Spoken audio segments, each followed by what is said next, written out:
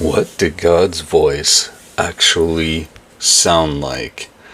Good evening, y'all. Peter Barclay here, host of your favorite podcast and mine, the Hangout Sessions. Don't forget, new episode drops on Sunday at noon.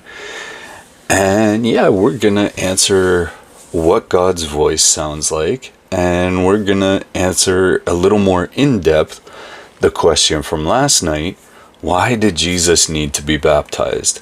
Now, if your argument is that he didn't need to, well, Jesus himself will tell you why here in this scripture we're looking at today. We're looking at Matthew 3:14 to 17, and hopefully this will bring some light, some hope into your life, and encourage you that no matter what you're going through, God has already made a plan, and this right here, what we're getting into now, is his plan. So, John forbade him. He didn't want to baptize Jesus because he knew he wasn't worthy to do so. Now, that in and of itself, knowing that he needed a savior, was John showing the poor in spirit that was inside of him. He said, "I have need to be baptized of you, and you come to me?"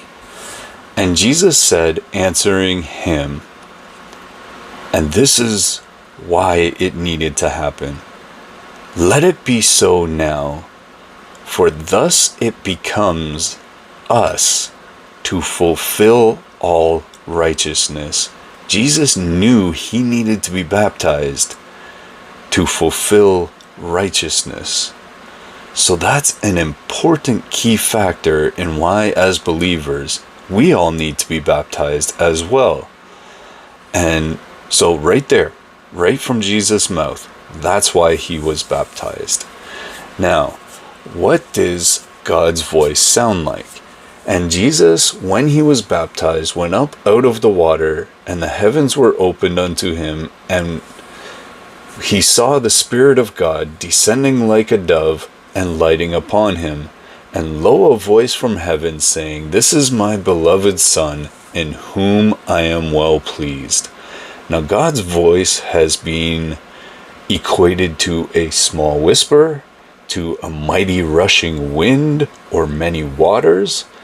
And so that's what God's voice sounds like. Any one of those three things.